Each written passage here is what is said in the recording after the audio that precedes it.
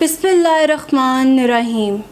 قابل احترام viewers, Durant کا سن پیدائش 1885 جبکہ ان کا انتقال 1981 میں ہوا. امریکی نژاد ول ڈورنٹ اعلیٰ درجے کے مصنف، مورخ اور فلسفی تھے. ول ڈورنٹ اپنی تصنیف دنیا کی تاریخ پر محمد صلی اللہ علیہ وآلہ وسلم کے اثرات میں لکھتے ہیں کہ محمد صلی اللہ علیہ وآلہ وسلم کی پیدائش نسبتاً ایک غریب گھرانے میں ہوئی اور ایک ایسے ملک میں ہوئی جس کا 3/4 علاقہ ریگستان پر مشتمل تھا. وہاں بہت ہی تھوڑے سے لوگ قبائل کی صورت میں خانہ بدوشوں کی زندگی گزار رہے تھے.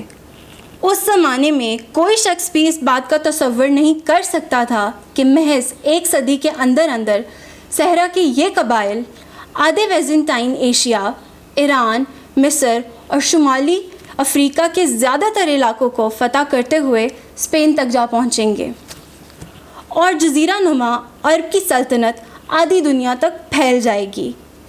یہ قرون وسطیٰ کی تاریخ میں ایک انوکھا واقعہ اور قدرت کا عظیم ترین شاہکار ہے. ویورز، اب ہم بات کرتے ہیں سیموئل اسکاٹ کی. سیموئل پارسنس اسکاٹ کا عرصہ حیات 1846 سے 1929 پر محیط ہے. انہیں ایس پی اسکاٹ کے نام سے بھی جانا جاتا ہے. اسکاٹ کی وجہ شہرت ایک قانون دان، بینکر اور سب سے بڑھ کر ایک غیر متنازع اسکالر کی ہے.